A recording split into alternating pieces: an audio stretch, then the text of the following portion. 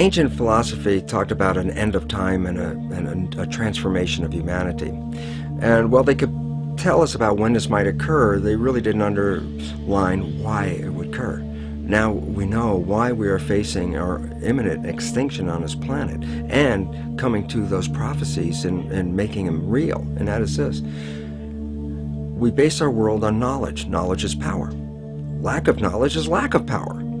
Well, the knowledge that we've been operating with for many centuries, and the last couple hundred years specifically, the new scientific knowledge, is not actually found to be valid today, which means we've been operating from misperceptions, misbeliefs about the world comes. Well, the idea is very simply this: if you don't understand, if you have a misperception of the world, it can kill you. And so the significance, I'll give a simple example, is that if we had an anorexic person standing right here, and you and I looked at this anorexic person, we say, well, this person's near death, skin and bones. And we should ask them, what do they see when they look in the mirror? They say, well, I look in the mirror, I see this overweight, bloated person. And so they have a misperception. And what does the misperception lead to? It causes their brain to send chemistry to their body to reduce more weight. And because of a misperception, they're going to kill themselves. There was nothing wrong with their biology, it was their perceptions that were wrong. Well, we have three misperceptions that are causing our extinction. One is the belief that the material realm is all there is and all that matters, so that matter is all that matters. Number two is the belief that genes control our lives, which make us victims because we didn't pick the genes that can't change them and they have power over us. And the third one is an extension of Darwinian belief that says that the world is based on a struggle for survival. We all know about the rat race. And why is it a rat race? Because our fundamental belief is that if you don't go out there and fight to stay alive, you'll be trampled and killed. And so we see a world based on this Darwinian world, a nightmare of a struggle for survival, which involves war and competition and gouging each other, for each one climbing up on the back of another to stay alive. So what's wrong with these perceptions? Well, number one, the belief that matter is all that matters. That's a Newtonian belief. Quantum physics has come in and said, boy, did you make a mistake on that. It's not the physical matter that's most important, it's the invisible stuff you can't see, because it's the invisible fields, the energy fields, that shape matter in the same way that a magnet can cause the shaping of iron filings. So if you look at the structure of what's going on in here and blame it on the structure, no, you missed it. It's based on the invisible. But the biggest part of contribution to that invisible from us is our mind. Our minds are shaping the world. So whatever we believe is like a magnetic field that shapes our biology and our life to conform to the belief. So it says, wow, if that's true, then all of a sudden we should put more emphasis on the mind than on the body part. And that if we change our beliefs, then we can save our world. Myth number two was that genes control us, the belief of a victim. Again, cancer's in my family, what can I do about it? I might as well enjoy my life now. And all of a sudden we become irresponsible. Why? Because I said, well, if I can't control it, why do I care? And then irresponsible nature leads us to the extinction as well. The new science says, no, genes don't control your life, your mind controls your life. That your mind, acting through a new thing called epigenetic control, a new mechanism by which the environment or the perception of the environment controls our genetics, is what controls our heredity. And all of a sudden it says, well, then it means if you change your mind or your perception, then you change your biology. And the answer is absolutely. So you're a master of your life rather than a victim. And a third one that says, get all the matter you can, take it from the earth, rape the planet, gather it all in your yard because that's a measure of your success. Turns out, no, it's not. And the competition you use to gather all this matter is actually now found to be destructive, because evolution is based on a cooperation. When we look into the biosphere, it's all a balanced, harmonious community except for us, because our belief says it's a struggle. The plants and the animals behind me, they look at it as this is a garden for them. We're the only ones that are out of the garden by a misperception. Since perception controls life and misperceptions can kill you, then you recognize the fundamental misperceptions on which we base our civilization are the destructive elements leading to our extinction. And when the new beliefs come into the public, civilization will take a radical turn and move off into a new situation of thriving and harmony and holism. That's the dimension that we're going to. This is the end of the civilization of the old beliefs and the transition into the new one. It's really interesting when we look at the world right now. It's in crisis, and that really promotes a lot of fear, which then creates a worse situation, because then we get into protection, shut ourselves down. So I think we should look at what's really going on in a different understanding. Cells are like people, and you have 50 trillion cells in you, so you have 50 trillion citizens, people inside of you. But imagine you were inside a caterpillar, and you were in there with millions and millions of other cells, and all the cells have jobs: digestion, respiration, muscle cells doing their thing. Everybody's got a job. Caterpillar's growing. Everybody every day at the end of the day go, wow, man, we were working today. This thing is building. The caterpillar's getting bigger and bigger. The economy in that caterpillar's growing. So you as cells inside, you don't see the outside world, you see the inside world of your universe of cells as workers and all that. And you're looking around saying, yeah, system is growing, economy's great, everything's wonderful. Then there's a point where the caterpillar reaches a certain size and things start to slow down. And all of a sudden when things start to slow down, there's like more cells than necessary for the jobs. Cells start getting laid off. Actually, what's happened.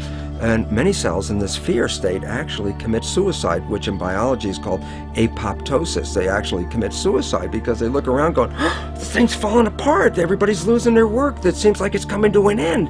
And while everybody's in that panic fear, there are other individual cells in there that are not panicked. These other cells, genetically identical, but have a different vision.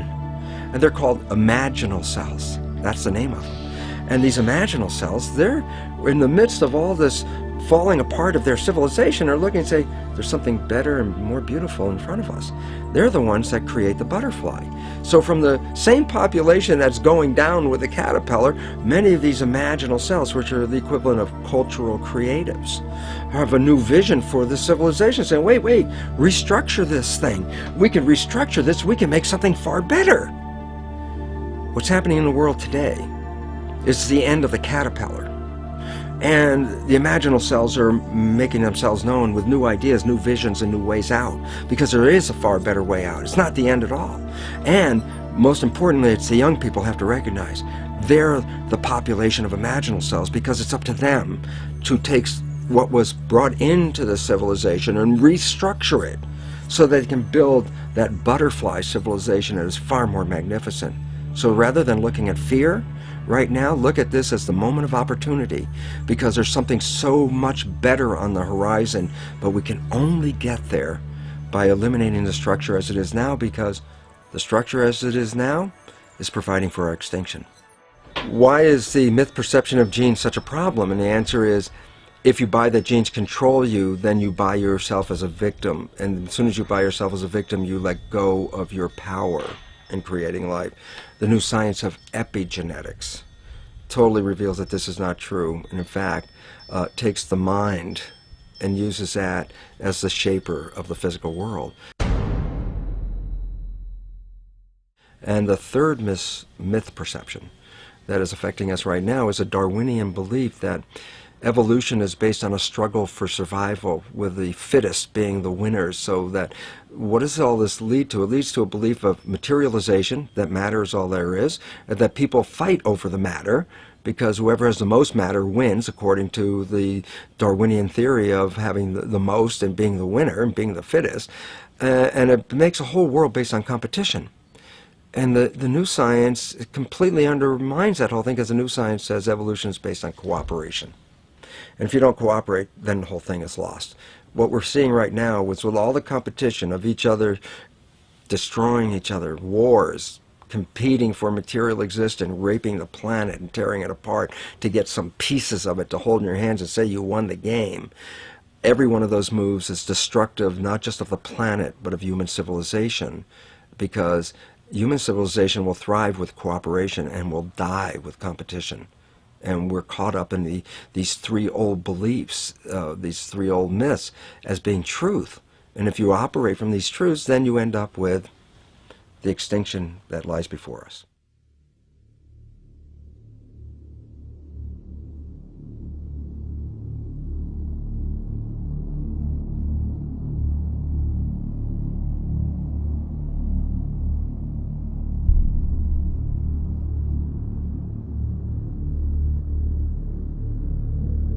Nice to see you, Michael. Good to be here, Gary. This, I believe, calls into question Darwinian's theory of evolution. Is that correct? Yes, Gary. Essentially, that theory says that human beings like us have been around for about 100,000 years. And before that, you would have had only ape-man-like creatures. Before that, apes and monkeys. What we found, however, when we looked into the entire history of archaeology, my co-author and I did 8 years of research. We looked at every archaeological discovery that's ever been made, and what we found is that there are hundreds of such discoveries that indicate human beings like ourselves have been around for literally millions of years. We had to do 8 years of research, translate papers from German, Russian. You referred to in India the Vedic literature? Well, yes. What is that? I was saying in the beginning that we do take our inspiration from these ancient Sanskrit writings of India. They're collectively called the Vedas. Among them are the Puranas. Purana is a Sanskrit word. It means history. Now, these histories tell of human civilizations on this planet going back millions of years. How do we know those are accurate? Well, that was our question too. Richard Thompson and I, we thought, well, if there's any accuracy to those statements, there must be some factual evidence to back them up. Now, when we looked in the current textbooks, of course, we didn't find any such evidence, but we thought, well, let's look a little bit further. And as I said, that led to an 8-year research program where we investigated every archaeological discovery ever made. And what we found is that, practically speaking, archaeologists and anthropologists have buried almost as much evidence as they've dug up. In other words... Or perhaps overlooked, cast aside? Well, yes, cast aside. And there have been some outright cases of suppression where people who have reported such things have had their careers ruined. We should never, I don't think, be afraid to investigate opposing points of view. This human person who looked like us, existed millions of years ago, did not evolve from an ape, as we are led to believe in the Darwin theory. Why has this evidence been suppressed, and what kind of evidence have you found to support this? Well, I'll give you a very good example. Now, one example from historical times is during the California gold rush days, miners were digging tunnels thousands of feet into the sides of mountains. Now, the rock in these mountains is over 10 million years old. So when they were digging these tunnels, they were finding human skeletons, they were finding stone spear points, they were finding mortars and pestles, hundreds of them at dozens of locations. Now, all these were gathered together, reported to the scientific world by J.D. Whitney, who was the state geologist of California. And he published a massive book about them by Harvard University. Harvard University was the publisher. Now, what happened to these artifacts? Why aren't they on display in museums? Why aren't our children taught about them in schools? There was a very powerful anthropologist at the Smithsonian Institution named William H. Holmes. And he said to Whitney, you, Dr. Whitney, if you had understood the theory of human evolution as we understand it today, you would have hesitated to announce your conclusion, namely that human beings existed millions of years ago, despite the imposing array of facts with which you were confronted. In other words, simply because the facts didn't fit the theory, the facts had to go, and so did Professor Whitney. But back then I would imagine that they did not have the scientific procedures to identify the exact age of bones and matter that we have today. So can you be confident that this researcher was able to give a time for these bones that were found? Yes, we checked with the modern geologists about the age of the deposits. Now, these things continue to be discovered today, for example. And a vast amount of evidence showing that human beings like ourselves have been around for millions of years has been systematically suppressed. And I can give you some examples. For example, in 1979, Mary Leakey, who's one of the most famous archaeologists of this century, discovered in Africa completely modern human footprints, no different from the footprints that you or I would make on a beach today. Now, the thing about these footprints is they were found in rock that was dated 3.6 million years old. And that throws out completely any idea of human origins that's current today. Why would anyone want information like that suppressed? What possible advantage would there be in that? Well, power, prestige, money, there's a lot riding on it. If even one of the hundreds of cases that we document were found to be true, accepted, that would mean that everything we've been told about human origins and antiquity for the past 150 years is simply not true. And I don't think that the current establishment is ready to admit that.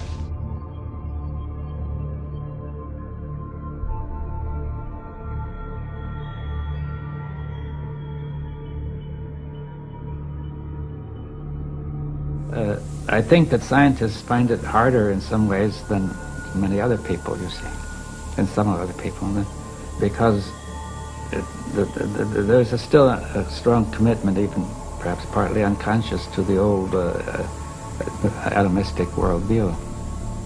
So what you're saying is that science has shown us something that scientists do not want to see? Well, they have become so used to the way of seeing it that they don't want to change it. You see, they feel uncomfortable about changing it, and they feel there's no reason to change it. Many of them, they say, well, we're doing so well now, why should we change it? In one sense, it looks as if we're doing very well, you see, but if you look at the broader view, it looks very dangerous.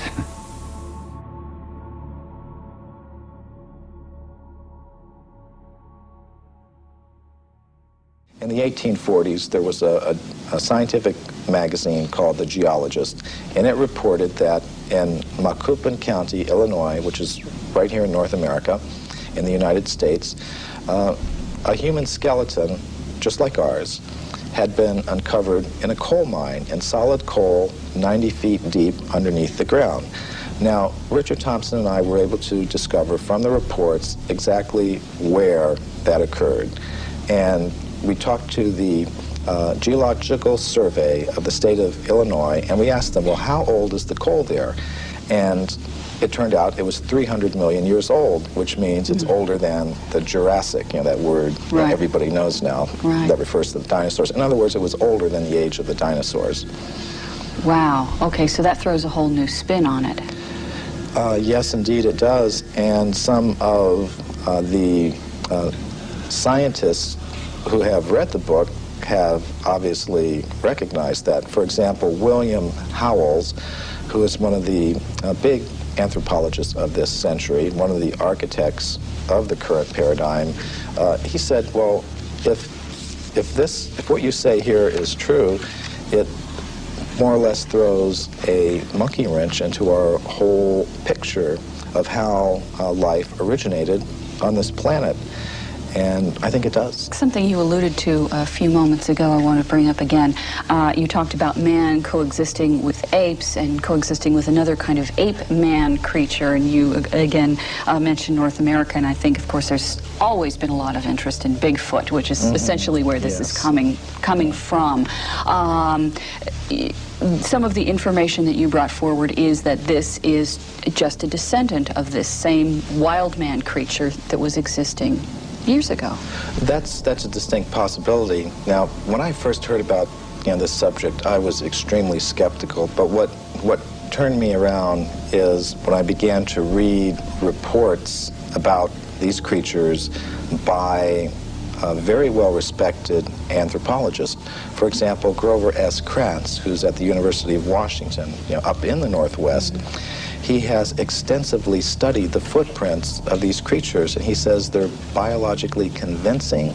There is no possible way that they could have been hoaxed, and he's pretty well convinced that these creatures do exist. So that's the sort of thing that convinced me that there is a very good chance that they're there, and from the descriptions of these creatures, they seem to match very well some of the descriptions that we get of the ape-man-like creatures that supposedly existed millions of years ago. Okay, so, but yet we keep coming around to the same thing. People just don't want to believe it. They just, like you said, well, they're skeptical. They go, oh no, that's just a hoax. They're not hearing the information that noted scientists are finding. Well, all we really wanted to do in our book is put the facts on the table, all of them, not just the facts that you will see in the current textbooks, but all of the facts that are relevant to this whole subject, and let people draw their own conclusions. One of the questions I first came up with when I was reading the book that you did answer in the book that I'd like you to explain was that I said, well, gee, don't we have all these machines now that can look at the footprints or the bones or whatever, and that will just tell us how old it is? Oh, this is a very common perception. We have such faith in technology and those who employ it that when we hear about things like carbon-14 testing or potassium-argon testing, we think it really is a very simple process, almost like you pop something in the microwave and boom, it comes out. It's not like that at all. These are very complicated procedures. What I found in practice is that scientists may run several tests on the same piece of bone. Some of the ages will be very great, some very small, and they will tend to pick the date to publish in their scientific literature that most fits the idea that they start out with about how old the fossil should be. Now that often happens. What do scientists and researchers have to gain by distorting their findings? I mean, you would think that if they truly think that they found evidence of man pre-existing the dates that we take for granted right now, that they would want to be published, that they would want people to hear about this, that they would get their name up in lights, as it were, as making this remarkable discovery. Why is this so suppressed? Well, there are tremendous pressures for conformity within the scientific community. For example, for every academic post that opens up, every professorship that opens up in an American university, there are generally hundreds of applicants. And it does not help your reputation if you go reporting things that should not be reported. It could be very bad for one's reputation. And in our book, we document several cases of that. For example, Virginia Steen McIntyre. She's a geologist who I personally know. She lives in Colorado now. She went to Mexico in the 1970s, and she was a geologist with the U.S. Geological Survey. She dated a site there where some human artifacts have been found at 300,000 years. All her test results show that that was the age of that site. But because that went against the dominant idea that human beings have only been in North America for 30,000 years, she said she was not able to get the report published. She was labeled a publicity seeker and a maverick in her community of scholars, and she said she eventually lost a professorship that she held at an American university because of this, and hasn't been able to work as a geologist since. Now, this is not the normal picture that we have of how science works, but unfortunately, these are the sorts of things that can happen, and these are the sorts of pressures that can be applied in order to keep a certain view intact. So what do people need to do now? They apparently, we need the public to open their minds up a little bit more to alternative ideas to what we've been taught. Well, I think one thing we need to do is develop a little bit more of a healthy skepticism towards pronouncements from spokespersons from the scientific community. just as we've learned not to accept without question every pronouncement that may come from the press secretary of a politician or the public relations office of a corporation. We may want to dig a little further, keep an open mind, have some healthy skepticism, and I think perhaps we've placed spokespersons from the scientific community on a little bit of a pedestal, and we may need to give them the same sort of treatment that we would give to spokespersons from other groups in society. Let's just put the facts on the table and look at them and see how they've been dealt with. It shouldn't matter, what your motive is. It's like bowling. If you bowl a strike, who cares if you're doing it for this reason or another? I mean, facts are facts. Now, the facts that we've uncovered... we know statistics can be distorted for whichever way someone wants them to be distorted. We know that. Right. You and I could take the same statistic and change it around and make it look different. So let's look at them. You have talked in terms of the fact that scientists don't cheat. That's a myth. You say there's actual cheating going on. Oh, that's very well documented. For example, the Piltdown case is a very famous case that documents that. Now, what that has to do with is early in this century, there was a purported discovery of an ape man in England based on a skull and a jawbone. And this Piltdown ape man, was in the science textbooks for about 40 years. And then suddenly it was revealed that the British Museum had tested these fossils and determined that it was a very elaborate hoax. And many people have speculated about the identity of the person who was the hoaxer, and practically all of them center on different scientists in England, such as Sir Grafton Elliott Smith or Sir Arthur Smith Woodward, all very well-established scientists in England, because only somebody who knew the scientific method very well could have prepared these fossils in such a way that they would have fooled the scientific community all around the world for 40 or 50 years. So some scientist who wanted to perhaps give some evidence in favor of evolution, because there's not very much of it, invented this ape man, and in a very sophisticated way, cheated, literally. And this is admitted by the scientists themselves. And there are more examples I could give. Evidence that goes against human evolution is reported only by crackpots. Now this is one of the standard techniques that the scientific community tries to use against anybody that reports something that goes against their ideas. They try to label them in a derogatory way without actually discussing the facts.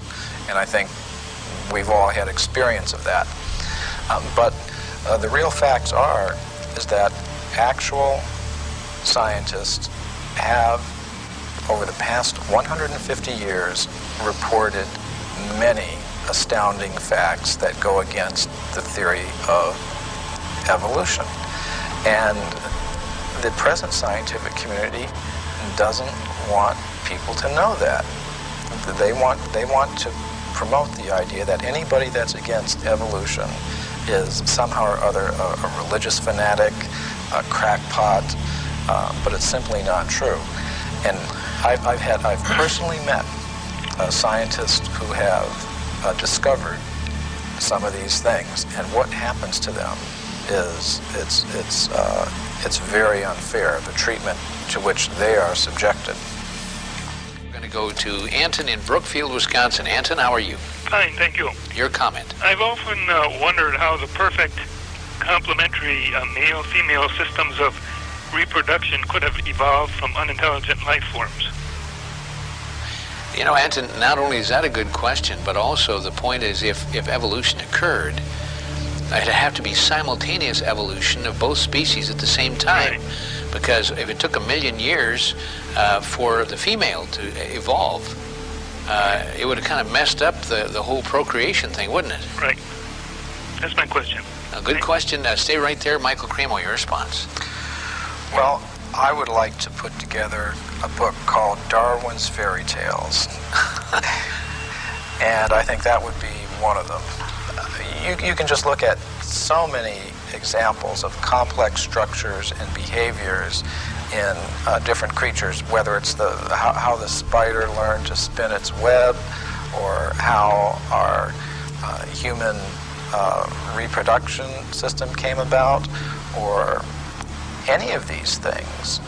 They're a complete mystery. They're not explained even theoretically by the evolutionist, and what they do is, when they want to explain anything, they just wave their magic wand and said, it happened by evolution. And that's why I call it Darwin's Fairy Tales.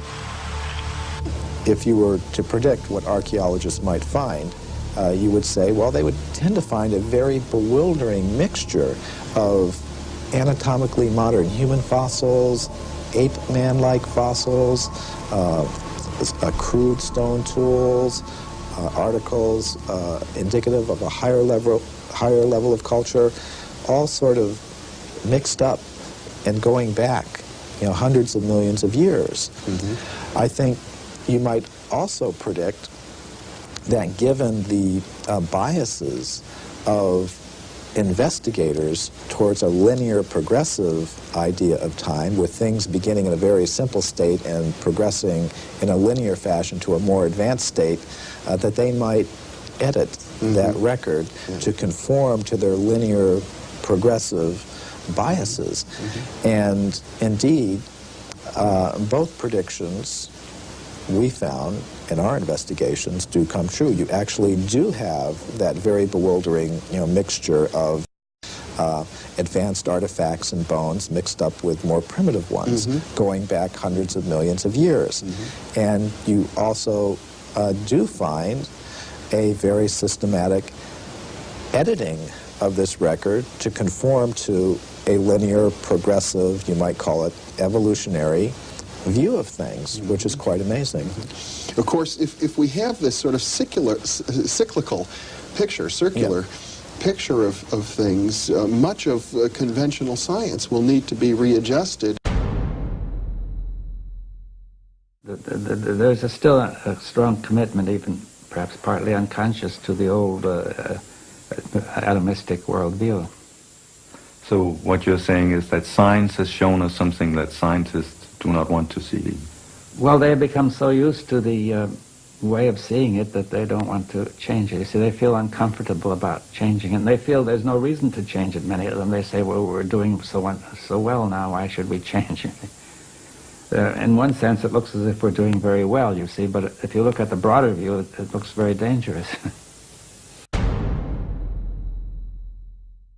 Now, many people are talking about this new worldview that's coming up these years. Do you see a new worldview coming up in the Western world? Well, in a certain part of the Western world, yes. I think a worldview in which there's more focus on wholeness, on process, rather than on analysis into parts and more static constituents. But does that come up because we want it, or because we are forced to take on it? Well, probably both. I mean, that is, I think a certain fraction of the people want it. Perhaps they're tired of the old one, they don't feel it's working. And also there's some evidence for it, I think, especially in physics, and probably in other sciences as well. The evidence in physics comes partly from relativity and partly from quantum theory. Or perhaps more from quantum theory than relativity. Again, all of these you see combined to the notion that the universe is a kind of indivisible whole, rather than analyzed into constituent elements which interact as separately existent. So the classical level, Newtonian level, is explained by quantum mechanics as a limiting case, you see, of a more, so that you have a whole, but the whole determines itself to behave somewhat like independent parts in many cases. So even whether it's going to be behaving like parts is determined by the whole, right? But what we can see is the parts rather than the whole. Well, we see, in physics, we see the parts because that's the way we approached them the last few centuries. I don't know if, you see, I think our perception is influenced by our way of thinking so that we accept this mechanical way of looking at things. But if you went back 1,000 or 2,000 years, I don't think people actually saw the parts as primary. The way we see it depends on the way we think, you see. We actually make up everything in the sense all these theories are made up by us, but in these theories we place the parts, we may either place the parts as fundamental or the whole as fundamental. Right? Now, the quantum mechanics is placing the whole as fundamental. That's, I think, the most basic change it makes, right?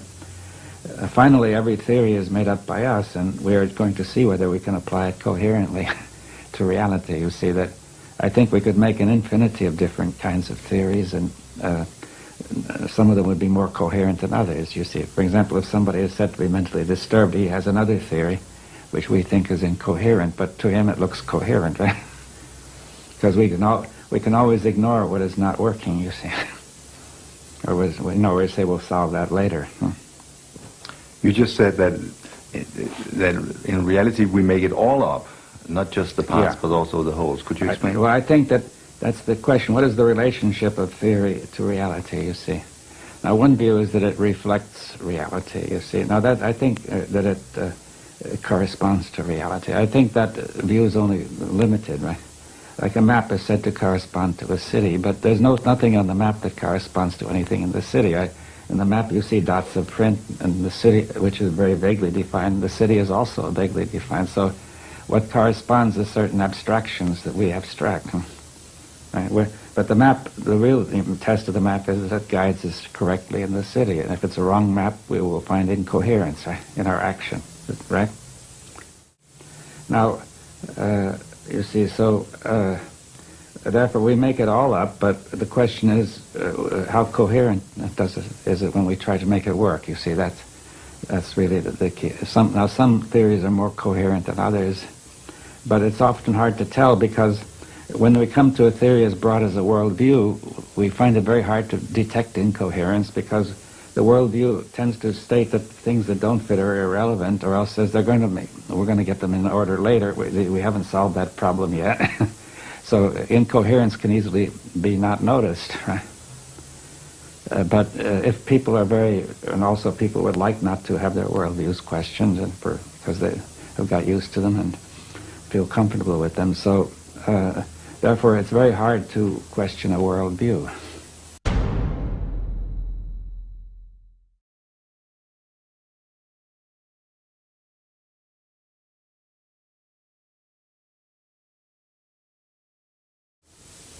But in effect, that's what you are doing. Yeah. And in effect, you are questioning the whole Western worldview. Yes. Well, yes. I think even all the worldviews need to be questioned, the Eastern and the Western. See, the West has, in a sense, implicitly questioned the Eastern worldview.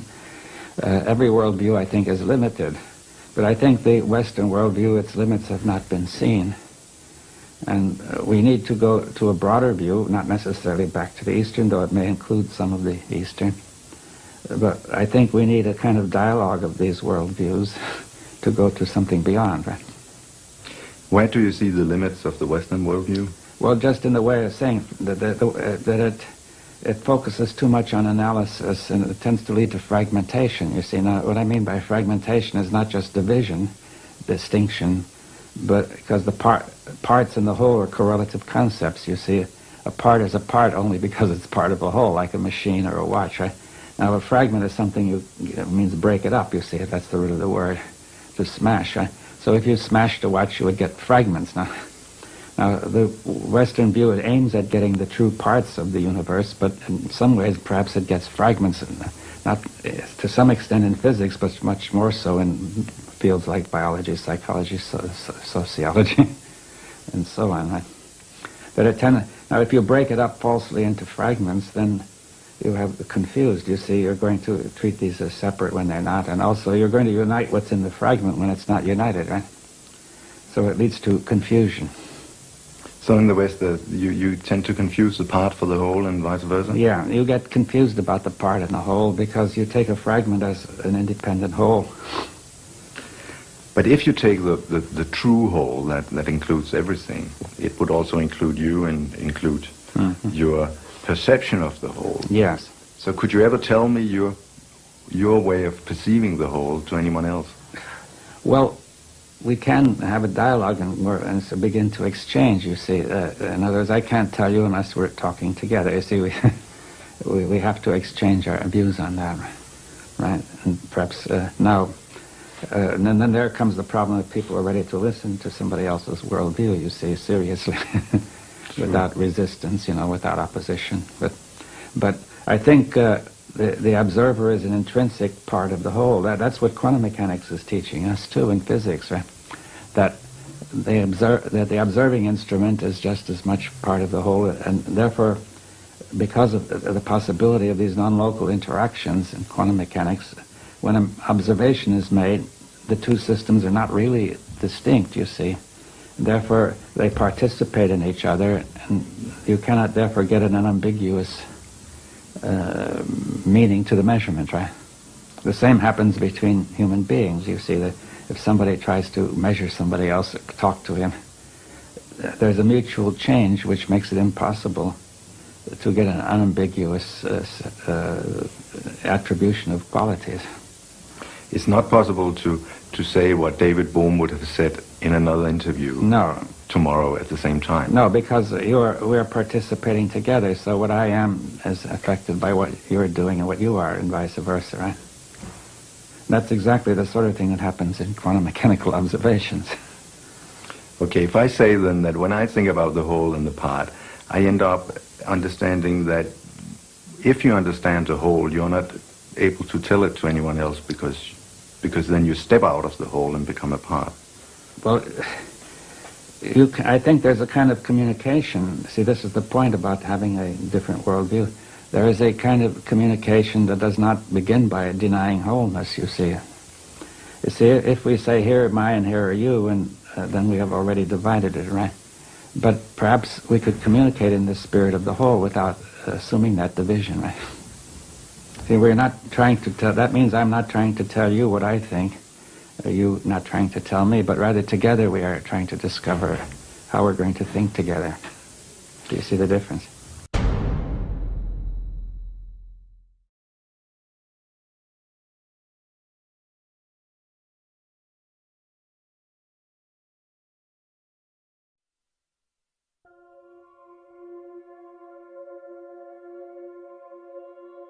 So you eventually became a biologist. What did you actually learn then? Well, it was interesting because I became a biologist, a developmental cellular biologist. I'm working on cells, of course, and in my graduate work I was cloning stem cells. And it's interesting because a lot of people think stem cells are something brand new that just came into this world recently, and the fact was I was cloning stem cells back in 1967, 40 years ago. And the significance was, while I was doing this research, I was also teaching medical students. So I was teaching medical students the foundation of how cells work, the conventional story out of the textbook. Genes control life, what we call the genetic determinism, the belief that genes control your traits, behavior, your physical characteristics, etc. And what my research revealed when I was studying the stem cells was this, very profound.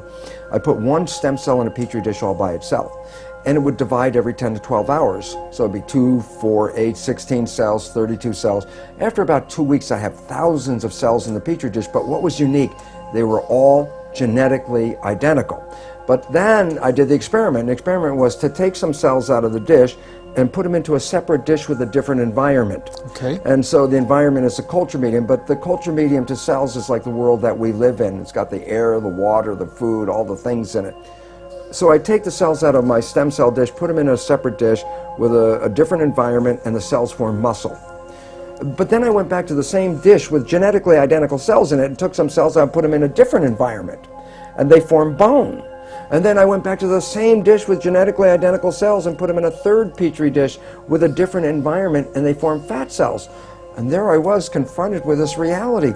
All the cells are genetically identical, but they had different fate: fat, muscle, bone. I said, simple question, what controls the fate of cells? And the answer is the environment. It was the only thing that was different because they were all genetically identical. So I started to really say, oh my goodness, here I am teaching genes control life to the medical students. And yet the cells were revealing to me that, hey, they all had the same genes, but it was the environment that I put them in. And so the environment controlled their life. And a very simple experiment that is very profound for us today is, if I took my dish with plastic petri dish with cells in it and moved it from a healthy environment to a less than healthy environment, the cells get sick. And if I were a doctor of cells, you might say, well, what kind of drugs would you give these cells? And it turns out, no, you don't give the cells any drugs. You just take the dish from the bad environment, put it back into a good environment, and the cells will innately, naturally come back to health again. So how did this realization impact you at the time?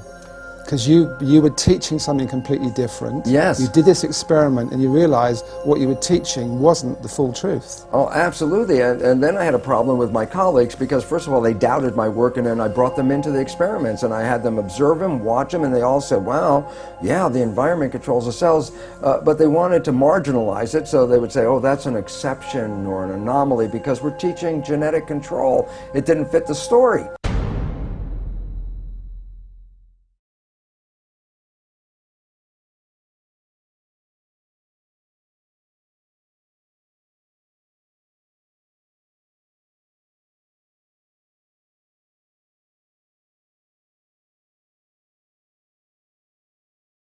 The net result, what it led me to do was I had tenure. I had tenure at the university.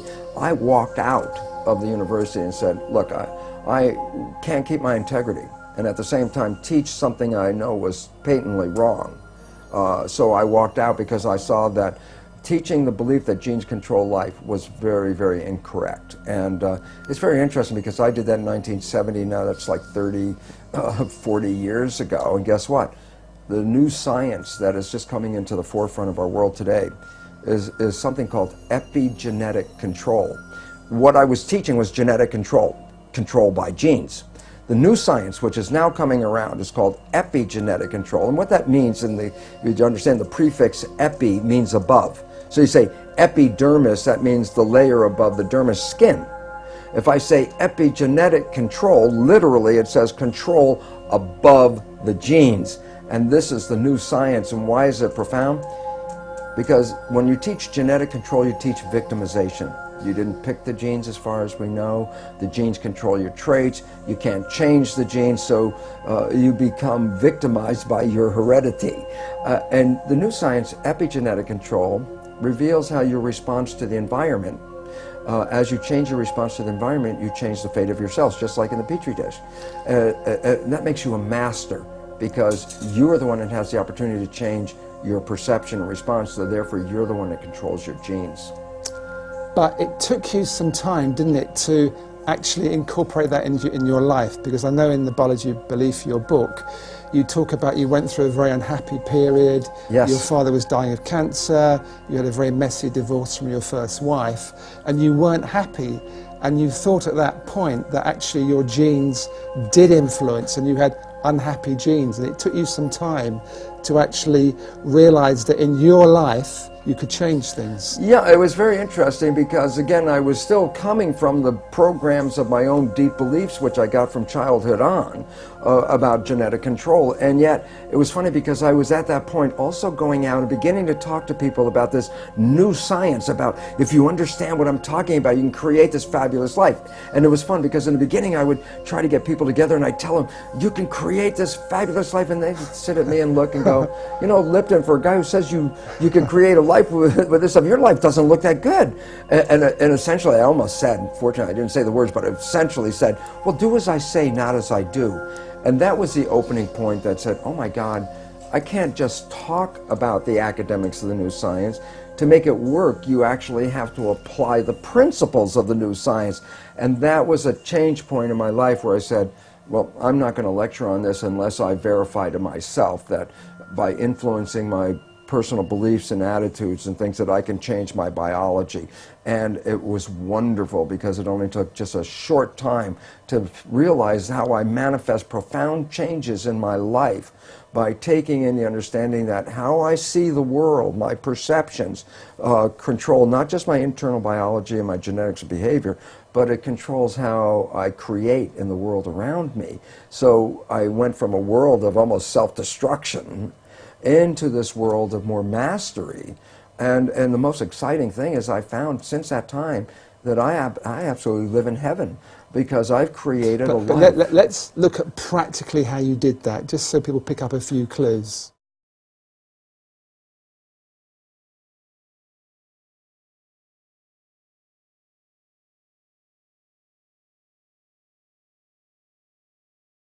Okay, well, the first thing is this. The work showed that your mind's perception of the world changes your biology, the chemistry of your body, which changes your cells. And I said, okay, so if you control how your mind operates, then you can control your chemistry. But then here's where the problem comes from. There's two parts to the mind. The conscious mind, which has your personal identity, your spirit, your source attached with it, is a creative mind. The conscious mind can see into the future, can review the past, solve problems. The subconscious mind, the other mind, is more of a habit mind. That's when you learn how to do something, and once you learn how to do it, you don't have to think about it, it's automatic. Well, most of us walk around in the world thinking that we're running our lives with our creative mind. And I'd say, Emmett, what do you want out of your life? And you would say, oh, I want to be healthy, I want to have great relationships, and then you try to say, I'm running my life with these beliefs.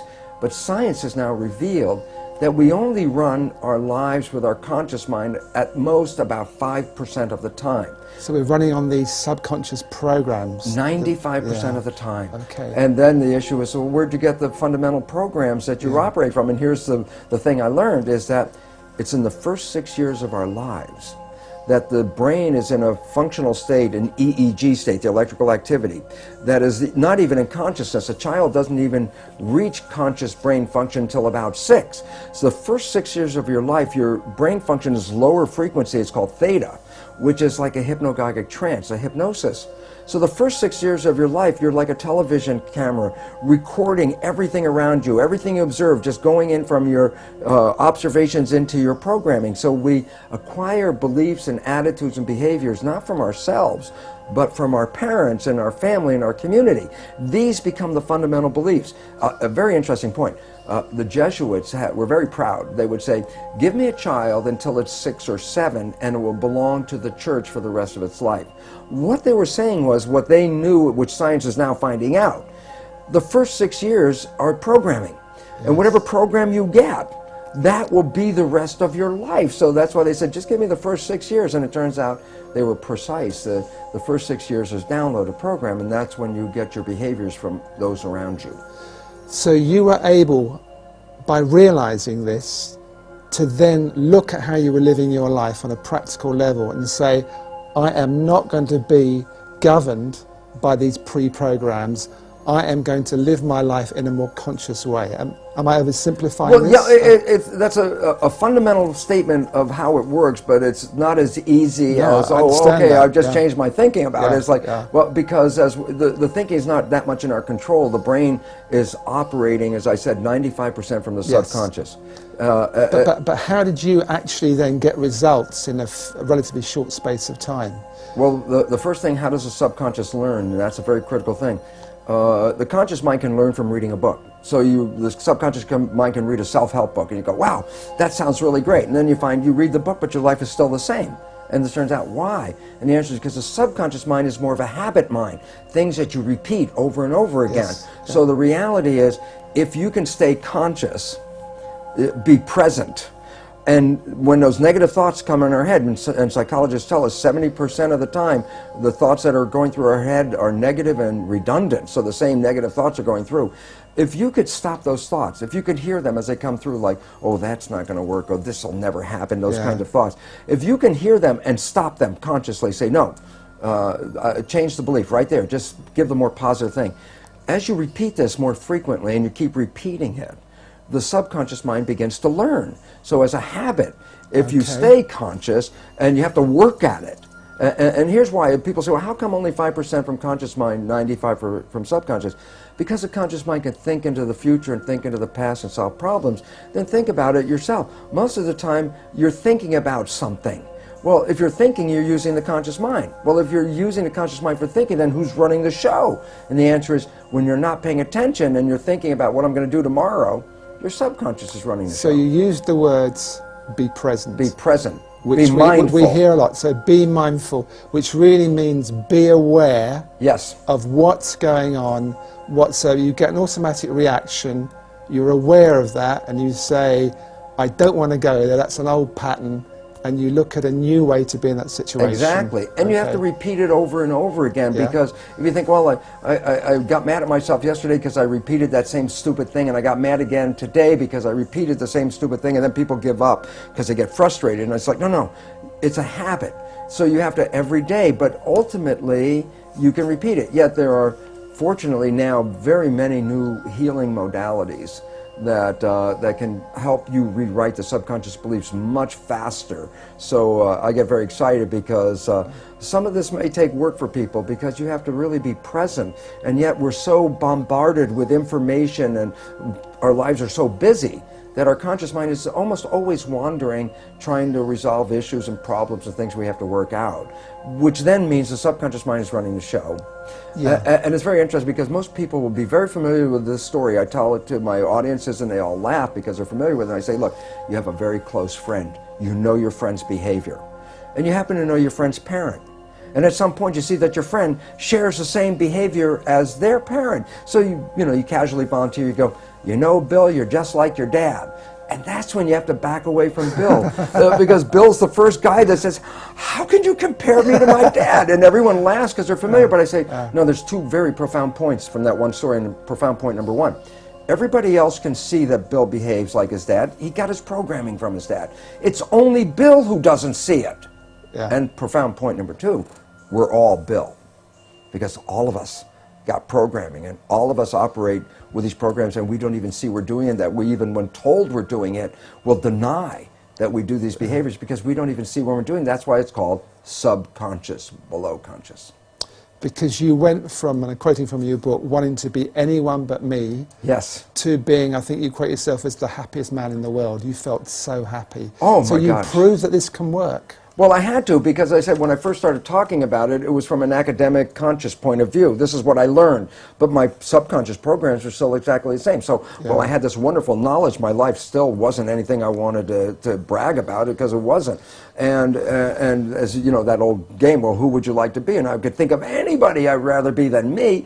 And yet, when I started to apply the new science and rewrite the subconscious so it supported me rather than the programs of limitation or disempowerment that we get from our parents and our community as children, which almost all of us get, when I put in the new programs, all of a sudden I started to find, my goodness, my life completely turned around.